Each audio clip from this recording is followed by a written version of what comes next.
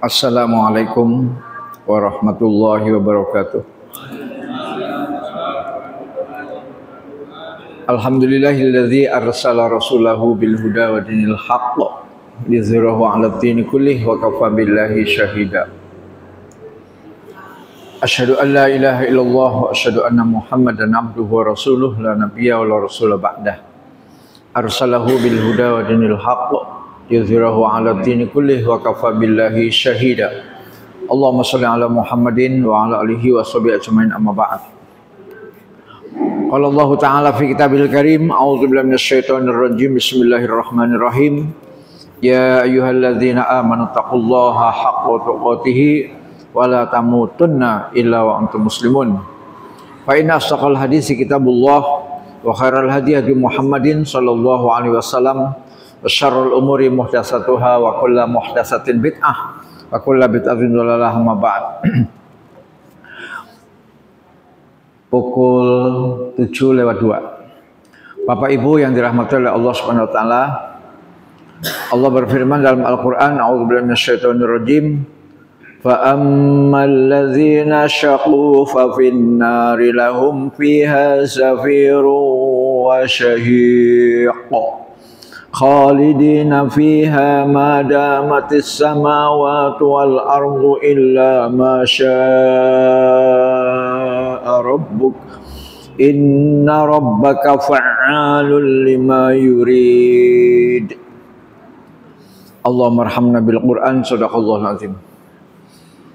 Pertama dan utama, marilah kita senantiasa memanjatkan puji syukur kehadirat Allah Subhanahu wa taala. Sampai detik ini kita masih diberikan berbagai macam nikmat. Pertama, nikmat kesehatan. Yang kedua, nikmat panjang umur. Yang ketiga, nikmat Islam dan iman.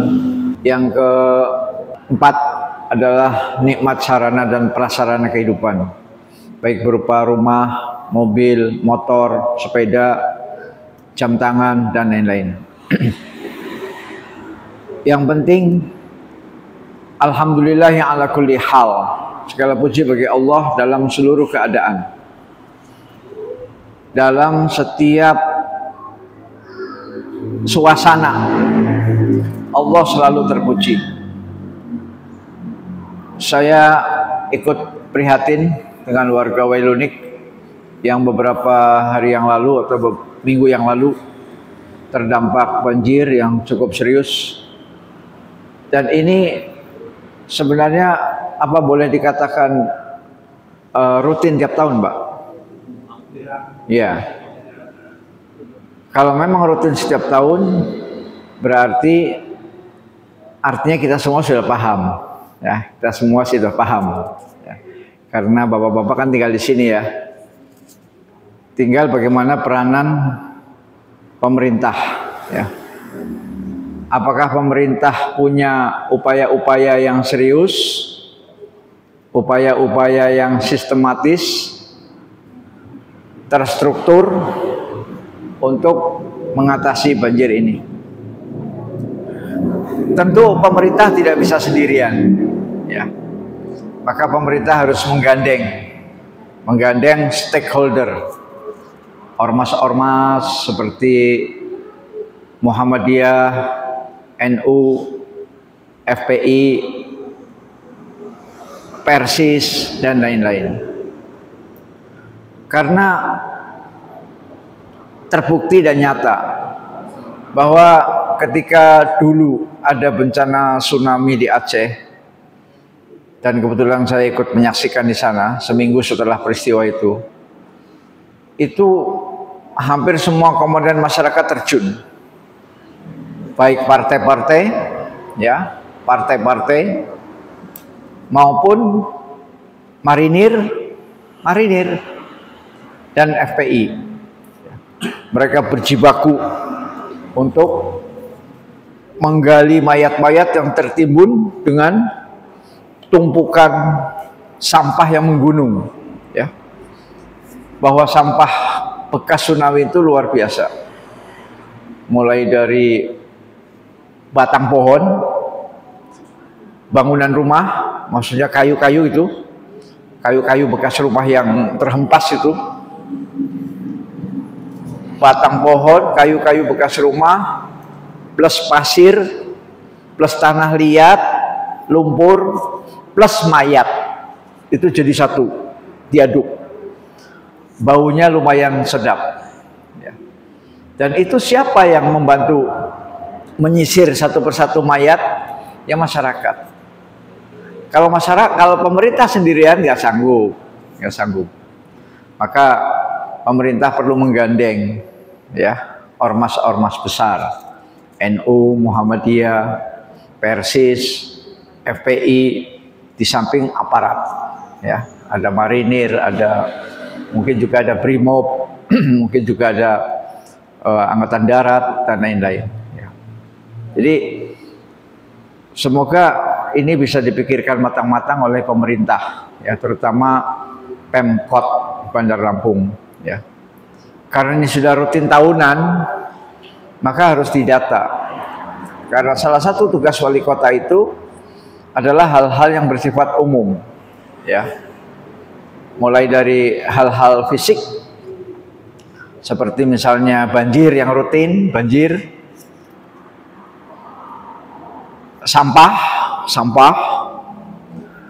kemudian mewabahnya berbagai macam penyakit, mulai dari DBD sampai penyakit menular yang berbahaya. Itu semuanya adalah perhatian dari wali kota, termasuk kemacetan lalu lintas, ya.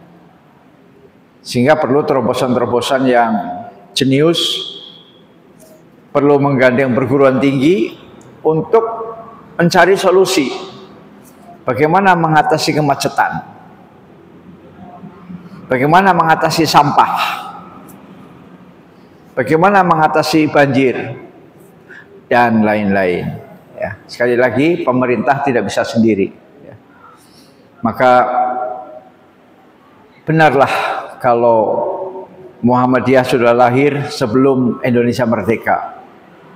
Indonesia merdeka 1945. 17 Agustus tahun 45, ya kan? Muhammadiyah lahir 1912. Jauh. Nahdlatul Ulama lahir 1926. Ya. Jadi ormas-ormas besar itu lahir sebelum Republik Indonesia diproklamasikan. Nah, maka di dalam membangun bangsa ini kita perlu sama-sama gotong royong, ya. Bahu membahu. Ini adalah himbauan saya untuk Pemda. Ya, mudah-mudahan bisa segera mengatasi banjir-banjir yang rutin di Wailunik, ya. Artinya pencegahan itu harus diupayakan. Kalau kita sudah maksimal mencegah, sudah diambilkan pakar banjir, sudah dipanggilkan pakar gempa bumi, sudah dipanggilkan pakar sampah, sudah maksimal, tetap kena banjir, ya sudah, namanya takdir, ya. Tapi harus ada usaha dulu kan, harus ada usaha dulu. Demikian juga perlu untuk diminta keikhlasan dari para perusahaan-perusahaan besar, PT-PT, untuk menyumbang kepada Pemda. Misalnya sungainya diperlebar, sungainya dikeruk lebih dalam, ya, sungai, ya. Jangan sampai sungainya malah tambah sempit, dangkal, udah sempit, dangkal, ya. Akses air untuk ke laut lambat. Karena akses air ke laut itu lambat, akhirnya banjir. Itu kalau banjir dari gunung, ya, dari gunung. Nah, kalau banjirnya dari laut, inna lillahi wa inna ilaihi raji'un. Itu tentu kita nggak bisa menjawab, ya. Itu namanya banjir rob, ya. Kalau banjirnya dari laut, air laut masuk, nah itu kita sulit untuk bertindak, sulit. Kecuali membuat tembok, ya, tembok. Di negeri Belanda itu ya tembok. Sehingga negeri Belanda itu di bawah laut, ya. Ini lautnya segini, ya. Ini negeri Belanda segini. Jadi karena ada tembok, ada apa namanya beton. Nah itu langkah terakhir seperti negeri Belanda yang daerahnya di bawah laut. Tapi mereka masih tetap hidup kan hari ini, ya. Dan tentu biayanya mahal. Untuk seperti negeri Belanda dibuat beton tinggi, itu biayanya mahal. Tapi kalau negara kita kaya, ya sebenarnya nggak mahal ya. Kalau kita punya emas, punya nikel, punya tembaga, punya timah, punya batu bara, dan tidak ada yang korupsi dengan catatan. Tapi kalau dengan catatan banyak yang korupsi, inna lillahi wa inna ilaihi raji'un. Ya, jadi maka korupsi itu harus diberantas sampai ke akar-akarnya. Ya. Nah, bagaimana caranya memberantas korupsi sampai ke akar-akarnya? Mari kita musyawarah. Ya. Bagaimana mencari bentuk hukuman yang membuat para koruptor itu jera, ya, jera, kapok. Ya. Kalau tidak jera, tidak kapok, ya nanti koruptor akan lahir terus. Kenapa? Dia nggak kapok, nggak jerak. Paling juga 6 tahun. Toh uang saya masih banyak. Nah inilah para jamaah sekalian perlunya untuk wayatafakkarun. Ya sehingga memang benarlah apa yang Allah firmankan dalam surat Al-Imran ayat 190 sampai 191 yang sering saya sampaikan di mana-mana, bahwa untuk menjadi orang-orang yang cerdas itu harus orang-orang yang memiliki 2 fakultas, yaitu fakultas zikir dan fakultas fikir. Ya. Zikir dan fikir. Ya. Zikir itu artinya selalu terkait dengan Allah,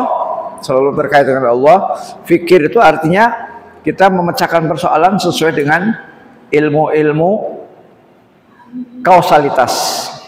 Apa itu kausalitas? Sebab akibat. Kenapa begini? Oh karena begini. Kenapa begini? Oh karena begini. Kenapa begini? Oh karena begini. Jadi sebab akibat. Itu namanya kausalitas. Dan itu dipadukan antara fikir dan zikir digabung. Ya. Insya Allah mudah-mudahan nanti Allah mengijabahi. Jadi ketika kita menerima musibah atau ketika kita tidak ada musibah, hati kita harus selalu kontak dengan Allah, nyambung terus. Itu namanya zikir. Alladzina yadhkurunallaha qiyaman wa qu'udan wa 'ala junubihim. Orang-orang yang senantiasa mengingat Allah pada saat berdiri, pada saat duduk, dan pada saat berbaring. Nah, itu namanya fakultas zikir, ya. Selalu apa saja peristiwa yang di muka bumi ini kaitkan dengan Allah. Kaitkan. Gempa bumi, angin puting beliung, banjir, kebakaran di Los Angeles, dan lain-lain. Kaitkan dengan Allah. Nah, kemudian yang kedua, wayatafakkarun. Berpikir. Ya. Otak ini berpikir. Ya. Dibantu oleh para ahli, para doktor, para profesor, berpikir bagaimana memecahkan persoalan-persoalan kehidupan, persoalan kemiskinan, persoalan kesehatan, persoalan musibah, persoalan sampah, persoalan lalu lintas, dan lain-lain. Itu menggunakan pikiran. Nah, pikiran dengan hati digabung jadi satu. Maka itu resep Al-Quran. Ya. Alladzina yadhkurunallaha qiyaman wa qu'udan wa 'ala junubihim wa yatafakkaruna fi khalqis samawati wal ard rabbana ma khalaqta hadza batilan subhanaka faqina 'adzabannar. Yaitu orang-orang yang mengingat Allah sambil berdiri atau duduk atau dalam keadaan berbaring, dan mereka memikirkan tentang penciptaan langit dan bumi seraya berkata, ya Tuhan kami, tiadalah Engkau menciptakan ini dengan sia-sia. Maha suci Engkau, maka peliharalah kami dari siksa neraka. Ya. Jadi pengakuan bahwa apa yang Allah ciptakan itu tidak sia-sia.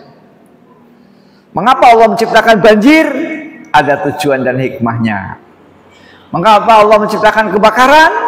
Ada hikmah dan tujuannya. Mengapa ada gempa bumi? Ada hikmah dan tujuannya. Semuanya tidak ada yang sia-sia. Ya. Dengan adanya musibah-musibah itu, maka lahirlah yang namanya tim SAR. Tim SAR, yaitu tim yang akan membantu secara cepat untuk mengatasi musibah. Baik itu yang banjir, yang tenggelam, pesawat jatuh, ada tim SAR. Itulah hikmahnya. Tim SAR itu dilatih kan? Tim SAR itu dilatih oleh marinir, dilatih oleh aparat, oleh tentara untuk bisa terjun sewaktu-waktu 24 jam. 24 jam tim SAR itu. Gak ada tim SAR di telepon kemudian, aduh maaf ya saya sedang malam pengantin baru. Oh gak bisa. Perangkat tim SAR itu. Kalau ada suatu musibah, ya, ada tim SAR, ada damkar, ya, sehingga ada perekrutan pegawai baru. Kamu kerja di mana? Saya kerja di damkar, ya. Jadi ini karena ada kebakaran maka ada damkar, sehingga ada instansi khusus damkar yang merekrut pegawai-pegawai, sehingga menimbulkan lapangan kerja baru, ya. Itulah salah satu hikmahnya. Ada lapangan kerja di bidang damkar, ada lapangan kerja di bidang kesehatan, ya. Kalau nggak ada penyakit, nggak ada puskesmas, nggak ada. Kalau nggak ada penyakit, nggak ada puskesmas, nggak ada rumah sakit, nggak ada fakultas kedokteran. Untuk apa fakultas kedokteran? Nggak ada penyakit kok. Nggak ada penyakit. Untuk apa fakultas kedokteran? Ya, berhubung ada penyakit, maka lahirlah fakultas kedokteran. Lahirlah puskes, akademi kesehatan, lahirlah apotik. Apotik itu, ya, semuanya berawal dari penyakit, ya, baik penyakit yang disebabkan oleh kuman-kuman maupun penyakit yang disebabkan oleh keserakahan hidup, ya, karena penyakit itu ada dua para jamaah sekalian. Ada penyakit yang disebabkan oleh kuman itu seperti bakteri, virus, jamur, atau kuman. Ada penyakit yang tidak ada kumannya, tapi oleh keserakahan hidup. Hidupnya royal, makannya berlebihan, sekali makan itu semua lauk diambil. Ya. Rendang diambil, sop diambil, gulai diambil, tunjang diambil, sambal jengkol diambil, sambal terasi diambil, tempoyak diambil, semua diambil. Itu keserakahan, ya. Itu yang bikin penyakit, sehingga ada yang stroke, ada yang asam urat, ya, ada yang gula darah, ada yang tensinya naik, macam-macam. Itu namanya penyakit metabolisme, ya.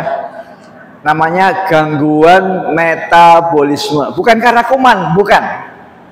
Gak ada kumannya, itu gak ada, tapi karena keserakahan. Pertanyaannya, boleh nggak kita makan santan? Boleh dong, masa dilarang? Boleh nggak makan durian? Boleh. Boleh nggak makan rendang? Boleh, tapi jangan berlebihan. Nah, ini terutama pas hajatan, pas walimah, ya kita ambil yang kita suka saja. Misalnya saya lebih suka rendang, ya udah rendang aja, dah, titik. Yang lain singkirkan, jangan diambil semua. Ujung-ujungnya baru 3 suap udah, terus ditaruh di bawah kursi. Masya Allah, membuang nasi sebanyak itu. Itu yang jadi petugas kebersihan itu geleng-geleng kepala. Aduh, bapak, ibu, nasi masih banyak, udah dibuang. Keserakahan itu yang menyebabkan penyakit. Itu namanya penyakit metabolisme, ya.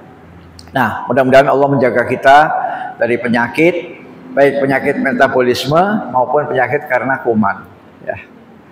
Para jamaah sekalian dirahmati oleh Allah Subhanahu wa taala, Untuk pelajaran pengajian kita bulan lalu kita sampai kepada 8 pendapat ya. Ada 8 pendapat tentang kekal atau tidaknya neraka ya. Dari pendapat 1 sampai pendapat ke-6 itu adalah pendapat yang sesat. Dari 1 sampai 6. Nah, yang 7, 8 itu perlu dikaji ulang. Yang 7, 8 ya. Nah, kalau bapak-bapak yang bulan lalu nggak hadir, nanti buka YouTube saya, ya. Masa saya ngulang lagi, ya nggak usah diulang lagi lah ya. Kita masuk ke pelajaran berikutnya, bahwa ya yang namanya pendapat itu ada saja. Apakah ada yang mengatakan bahwa neraka itu fana, rusak? Ya namanya pendapat. Ada saja yang pendapat seperti itu, ya, bahwa neraka itu adalah fana. Fana. Apa fana? Fana itu rusak. Nggak kekal itu loh, nggak kekal. Nah tentu ini bertentangan dengan topik pengajian kita. Ya, kalau topik pengajian kita jelas bahwa Al-Imam Tahawiyah menyatakan bahwa surga dan neraka itu adalah 2 makhluk Allah yang kekal. Loh kok bisa makhluk kekal? Ya karena yang menghendaki kekal Allah. Yang menghendaki kekal Allah ya. Maka kembali kepada matan dari kitab Aqidah Tahawiyah ini, wal jannatu wan naru makhluqatan la yafnayani abada wala tabidan wa anna Allah ta'ala khalaqal jannata wan nara qabla al-khalqi wa khalaqa lahuma ahlan. Surga dan neraka adalah 2 makhluk. Ini isi pelajarannya. Yang keduanya tidak akan fana dan tidak akan musnah. Jadi surga dan neraka itu tidak fana dan tidak musnah. Dan bahwasanya Allah Ta'ala telah menciptakan surga dan neraka sebelum menciptakan makhluk lain. Jadi surga dan neraka sudah ada sebelum Allah menciptakan langit, bumi, manusia, tanaman, pohon, gajah ya. Sebelum makhluk lain diciptakan, surga dan neraka sudah ada. Dan menciptakan penghuni bagi keduanya ya. Bahkan calon-calon penghuni surga dan calon-calon penghuni neraka itu sudah ada daftarnya, sudah ada listnya ya. Nah oleh karena itulah maka pada pagi hari ini kita tidak usah membahas tentang pendapat yang mengatakan bahwa neraka itu adalah fana ya. Karena dalil-dalil mereka itu adalah dalil-dalil yang lemah ya. Bisa dibantah oleh dalil yang lebih kuat, dalil yang lebih sahih ya. Kita lanjut saja kepada dalil-dalil pendapat yang berkata bahwa neraka itu adalah abadi ya, abadi, kekal. Di antaranya adalah firman Allah dalam surat Al-Maidah 37 ya. Surat Al-Maidah ayat 37 Allah menyatakan walahum azabum muqim, dan mereka mendapat azab yang kekal. Dan mereka mendapatkan azab yang kekal. Ini dalil pertama bahwa neraka itu kekal. Karena manusia di akhirat itu diazabnya ya di neraka ya. Sedangkan sebelumnya itu kan hanya muqaddimah ya. Di alam barzah muqaddimah, bangkit dari kubur muqaddimah, kemudian di padang mahsyar muqaddimah. Tapi yang resmi azabnya, yang resmi adalah di neraka. Al-Maidah 37 ya. Al-Maidah 37. Yang kedua Az-Zukhruf 75. Surat Az-Zukhruf 75. A'udzubillahi minasyaitonirrajim. La yufattaru anhum wa hum fihi mublisun. Tidak diringankan azab itu dari mereka, dan mereka berputus asa di dalamnya. Tidak diringankan ya. Artinya apa tidak diringankan? Ya kekal. Kalau nggak kekal kan grafiknya menurun kan? Sakit sekali, sakit, agak sakit, kurang sakit, nggak sakit, grafiknya menurun, ya. Kalau tidak kekal, ya, grafik siksaannya itu kalau tidak kekal menurun grafiknya dari yang sangat sakit kemudian turun, sakit, kemudian agak sakit, kemudian nggak seberapa sakit, nggak sakit, nurun kan? Nah, ini nggak nurun. Allah menyatakan la yufattaru anhum, tidak diringankan. Artinya apa? Artinya selalu berat. Ya, selalu berat. Dan mereka penghuni neraka itu berputus asa di dalamnya. Berputus asa, udah teriak-teriak, tolong. Nggak ada yang nolong. Ya Allah, saya minta dikeluarkan dari neraka sehari saja. Saya mau beramal soleh, saya mau ke masjid, saya mau sedekah, saya mau sholat. Nggak bisa. Ya Allah, kenapa saya yang dihukum? Saya ngikutin orang ini nih, ini pengikut saya, ini pemimpin saya dulu. Mestinya dihukum ini. Kenapa harus saya? Saya kan hanya ikut-ikutan saja. Nggak bisa. Baik pemimpin maupun yang dipimpin, dua-duanya podo, dua-duanya sama-sama masuk neraka. Nah, itulah bahayanya kalau kita mengikuti pemimpin yang sesat, ya. Maka hati-hati dalam hidup ini, jangan sampai kita mengikuti pemimpin yang sesat. Pemimpin yang sesat adalah pemimpin yang anti agama. Ya, anti agama itu ciri-cirinya banyak. Menghina Nabi Muhammad, menghina Al-Quran, menghina Allah, banyak. Menghina syariat Islam, ya.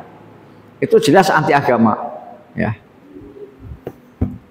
Walaupun sudah tidak ada namanya partai komunis, tapi ideologinya masih hidup, ya. Ideologi ateis, anti agama.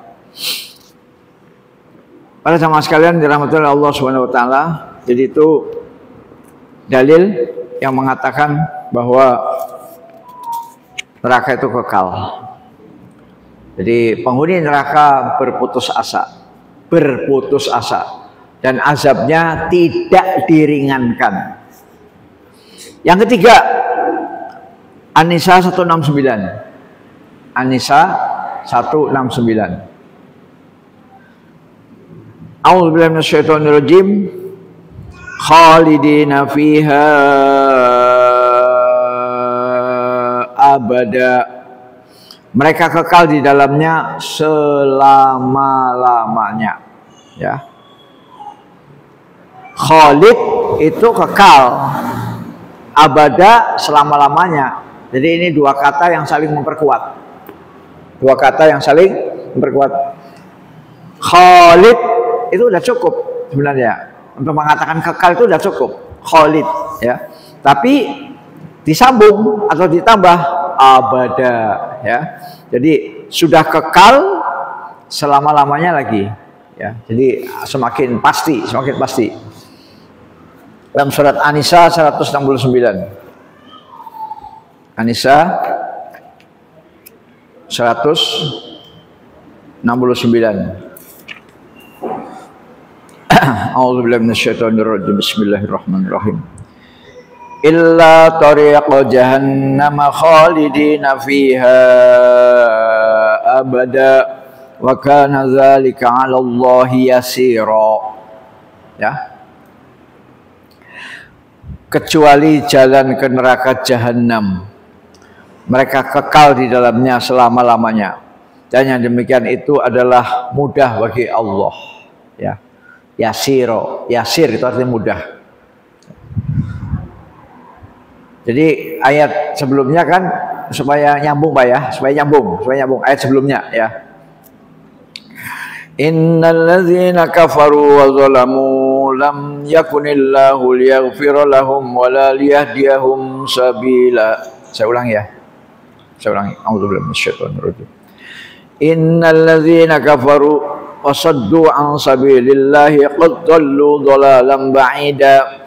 Innal ladzina kafaru wa zalamu lam yakunillahu liyaghfira lahum wa la liyahdiyahum tariqa illa tariqa jahannam khalidina fiha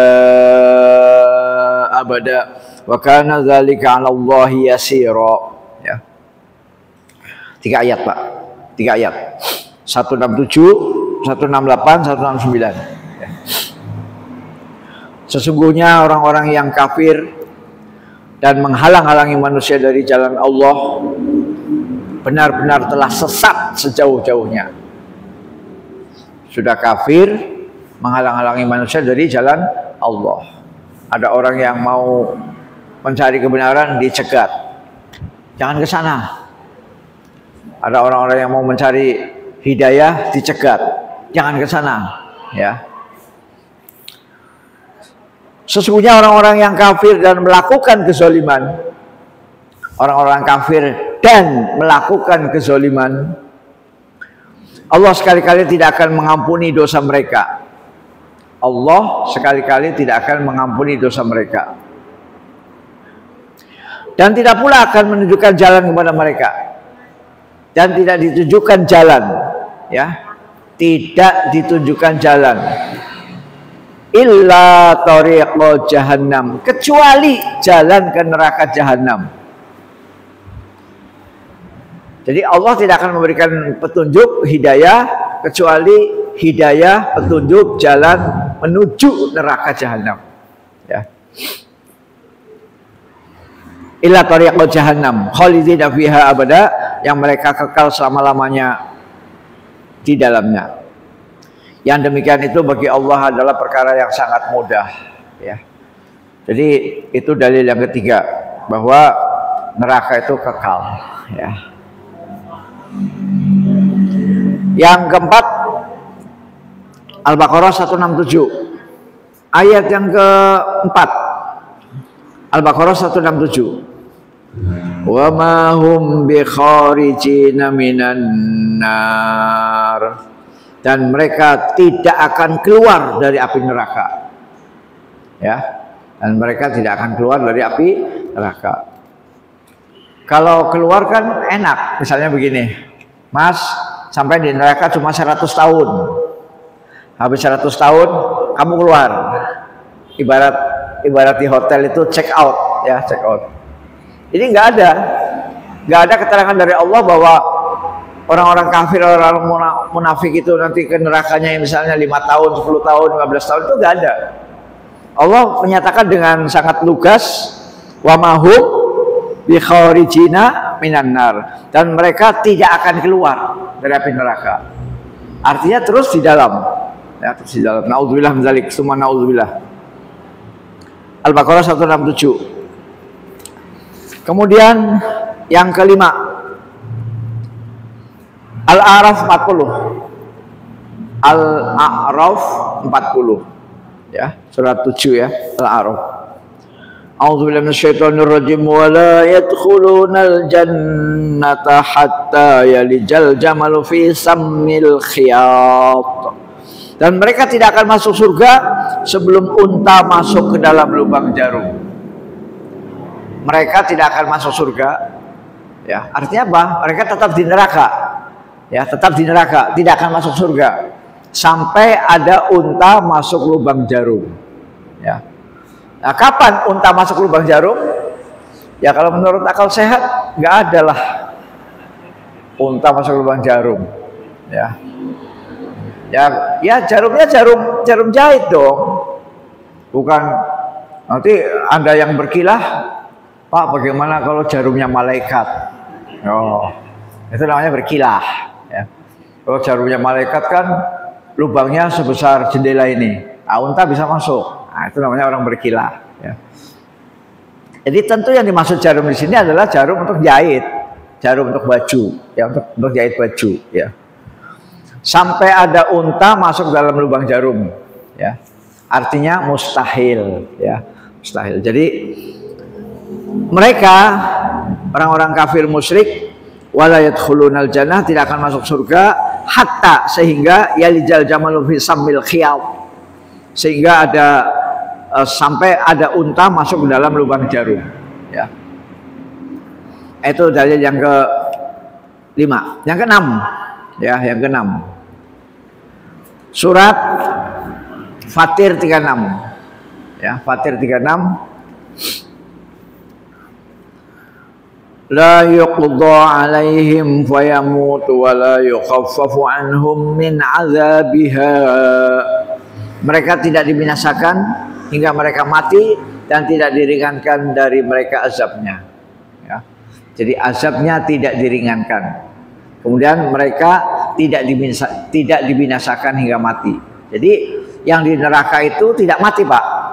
Ya, yang di neraka itu tidak mati. Kalau mati kan enak. Oh, aku di neraka langsung mati, sehingga nggak ada lagi rasa sakit. Nah, jadi di neraka itu tidak mati, dibakar gosong dikembalikan lagi, dibakar gosong dikembalikan lagi, dibakar gosong dikembalikan lagi. Jadi terus, ya. Nauzubillah min dzalik, summa nauzubillah. Kita berlindung pada Allah, jangan sampai seperti itu. Jadi mereka tidak dibinasakan hingga mati, ya. Jadi tidak ada kematian. Bagi penghuni neraka itu tidak ada mati, nggak ada. Dalam surat Sabihis yang sering kita baca waktu sholat, ya, la yamutu fiha wala yahya, la yamutu fiha wala yahya, tidak hidup dan tidak mati. Jadi penghuni neraka itu tidak hidup dan tidak mati. Maksudnya apa? Tidak bisa hidup secara normal, ya, tidak bisa hidup secara normal. Kalau hidup secara normal kan kita bisa lari kan, lari, nah itu ya. Jadi mereka tidak bisa hidup secara normal dan juga tidak mati, ya. Syarat-syaratnya itu hidup terus, ya, syarat-syaratnya hidup, sehingga perih, pedih, panas, perih, pedih, panas, ya, mereka meraung-raung kesakitan. Dan ini perlu disampaikan, ya. Kadang mohon maaf ada ustadz ataupun penceramah yang membaca ayatnya betul, membaca ayatnya betul, tapi menerjemahkannya cuma sepotong. Nah ini, ya, mudah-mudahan bisa bertobat pada Allah Subhanahu wa taala. Misalnya, tugas Rasul itu adalah menyampaikan kabar gembira dan peringatan, ya, basyirau wa nadhirau. Ya. Jadi Nabi diutus di muka bumi itu basyirau wa nadhirau. Apa basyirau? Memberi kabar gembira, ya. Jadi kalau bahasa Jawanya itu nyenengke, ya. Jadi, Mas, enak loh jadi orang Islam. Mas, enak loh jadi hamba Allah. Nanti di surga ada ini. Di dunia kita bisa dapat ini. Doanya dikabulkan, dapat rahmat dari itu basyiro, ya, kabar gembira. Nah, yang kedua digunting sama si ustadz itu, digunting. Yang kedua, gak disampaikan ke jamaah. Bahwa di samping basyiro juga ada naziro, ya. Naziro itu apa? Naziro itu ancaman. Ancaman apa? Ancaman adanya azab Allah, adanya neraka. Nah itu harus disampaikan juga. Jadi ada balance, ya. Ada balance, keseimbangan antara kabar gembira yang menyenangkan, yang mengenakan dengan kabar ancaman, ya. Basyirah wa nadhirah. Nah, mudah-mudahan ustadz-ustadz yang menyampaikan ayat Al-Qur'an itu berusaha untuk menyampaikan ayat Al-Qur'an secara utuh, jangan disunat, ya. Yang boleh disunat itu anak kecil, boleh disunat. Nah, uang negara boleh nggak disunat? Oh jangan, uang negara jangan disunat, ya. Yang boleh disunat itu anak kecil laki-laki, ya, sehingga nanti alat kelaminnya suci, sehingga sholat di masjid tidak membawa najis, ya. Itu surat Fatir ayat 36 ya, surat Fatir ayat 36. Terakhir para jamaah sekalian, jam 7.42 sudah 40 menit. Yang terakhir Al-Furqan 65. Al-Furqan 65. A'udzubillahi minasyaitonirrajim. Inna 'adzabaha kana gharama. Karena sesungguhnya azabnya itu membuat kebinasaan yang kekal. Ya. Inna sesungguhnya azabaha, azab neraka, azab jahanam, kana adalah gharama, membuat kebinasaan yang kekal.